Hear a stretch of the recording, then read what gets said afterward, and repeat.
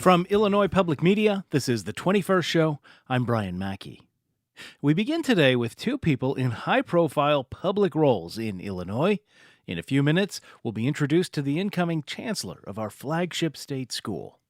But first, Illinois' junior U.S. Senator, Tammy Duckworth. The Democrat is in her second term in the Senate. We had a chance to speak with her earlier this week on Tuesday afternoon. Now, before we get to the tape, a peek behind the curtain here. We were supposed to be able to talk with Duckworth for as long as 20 minutes. But less than an hour before we were scheduled to speak, one of her aides told me there had been a vote scheduled in the Senate, so she would only have 15 minutes, and she would also be running late. By the time we got to speak with her, we ended up with about 9 minutes. I mention all this not to complain, but to explain why, as you're listening, if you think there's something else we should have asked her about, why didn't we get to that? I feel the same way.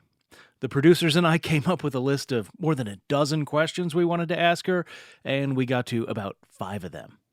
That said, I am happy to report some of the questions came from you.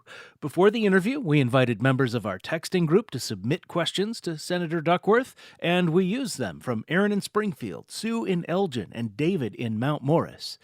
And thanks to all of you who wrote in. If you want to join our texting group, you can do that by sending the word TALK to 217-803-0730. Again, send the word TALK to 217-803-0730. I'll say it again after the interview in about 10 minutes, in case you're driving or something. All right, let's get to it. Here now is our abbreviated conversation with Illinois U.S. Senator Tammy Duckworth, again taped Tuesday afternoon. Senator Tammy Duckworth, welcome back to the 21st Show. Thank you for being with us. Oh, it's a pleasure to be back on. Thanks for having me. I want to begin with the recent cut to federal funding of public media. It does directly, obviously, affect our producing station, Illinois Public Media in Urbana. What was your immediate reaction to that? I cannot believe that my Republican colleagues voted for this. This affects public media across the country. In Urbana, I think for you guys, it's like a 20% cut, which is, significant. But all across the country, Americans rely on public radio and public television. On the floor when we were debating this, I had my Republican colleagues stand up and demonize, public television shows and talk about the fact that it's not public radio that actually announces and pre-warns people of things like disasters and weather emergencies. Listen, I'm originally from DeKalb, Illinois. Let me tell you, I listen to my tornado warnings, and those come from public radio. So it was absolutely mind-boggling to me that they would rubber stamp this cut, which is going to be so devastating to the local economy, but also for the general public who rely on public radio and public television for their news and, importantly, life-saving notifications. Is there any prospect for reversing or adding new money in a future budget potentially? Can we make Morning Edition great again? Well, we could do that, but remember that we did that already. And what this rescission did was the Republicans, for the first time in many, many decades, and really the first time in our nation's history in this particular way, basically went back and took what Congress put into the budget for public radio and public television and just basically cut it out. So even if we put it into the next budget, they could come back and do it again. And this technique that they used had only really been done to fix a wording problem in a previous bill. It had never been done to actually allow a president to basically cut out funding that Congress had originally appropriated in a bipartisan way. I've been thinking about how this might, and I've talked with other Democrats about how this might affect future negotiations with Republicans. If you can have a bipartisan spending agreement that then, a party comes back and does take backsies, right? How are you thinking about that, particularly as we are facing yet another end of fiscal year shutdown deadline in September? Well, you put your finger right on it. I don't know that I can trust my Republican colleagues. I'm happy to enter into bipartisan negotiations all day, every day. And in fact, we just passed the defense budget. And I'm also on the Veterans Affairs Committee and the Veterans Affairs budget in a really good bipartisan way coming out of the Senate. I think the bill, it could be, you always think it could be better, but there's really good things in there for Illinois. And we agreed to it, and we voted on it in a bipartisan way and passed it out of committee. Now I wonder if I vote for this and does this mean that the Republicans are going to come back later on and basically carve the money back out and give it to Donald Trump and let him have a slush fund to do whatever he wants with at the expense of veterans and our military men and women? It does really weigh very, very heavily on my mind. This is our first chance to talk since the president signed the One Big Beautiful Bill Act into law. We did ask members of our show's texting group if they had questions for you about this. Aaron in Springfield wonders, I'm going to paraphrase here, what are Democrats considering to limit and reverse the harms of the big ugly bill, his words, if when they regain power in Washington, especially what would they consider to prevent this from happening in the future? Well, I mean, there are parliamentary techniques that we can get into, but part of what we can do is also repeal the tax cuts for billionaires. Remember that this whole bill, the cuts to things like food security, like SNAP programs, the cut to things like education and Pell Grants for your kids who are about to go to college, the cuts for programs that support our farmers, all of that was done so that they could give people who make upwards of $400,000 a year, the very top 1.1% people, a tax break. And it adds $4 trillion to our budget, to our debt, to our national debt. This is a debt that my daughters, my grandchildren in the future, your grandchildren will have to bear. And I'm not willing to let that happen. So Democrats will look and see what we can do in the future.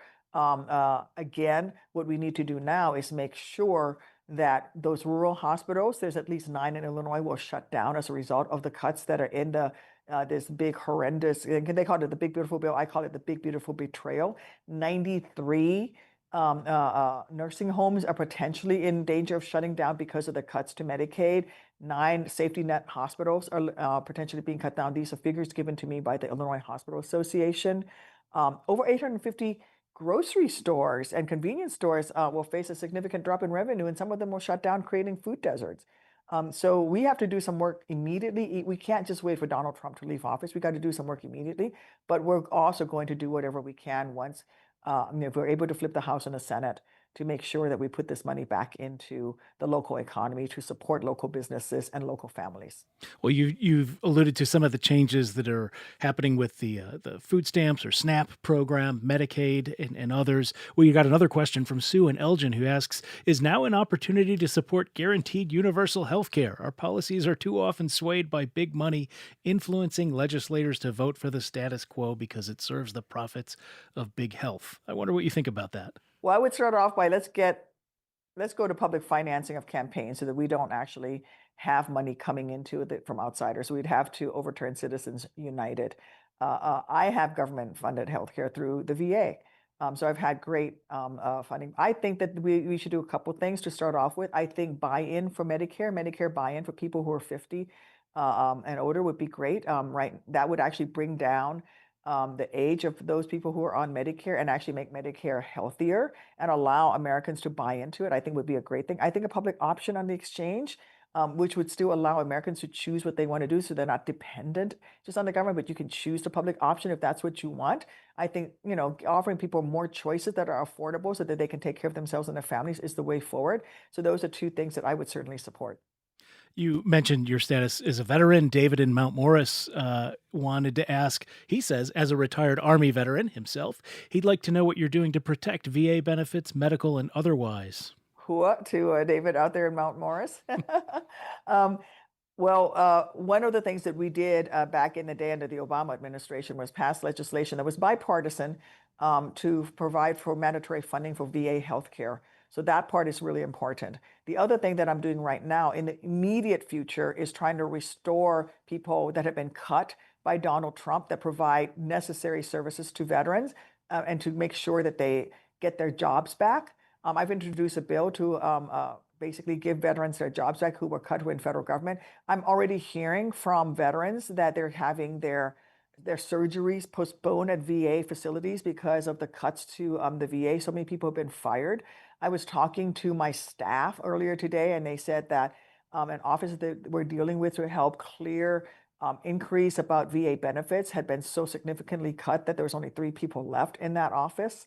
And so we need to make sure people get back to work.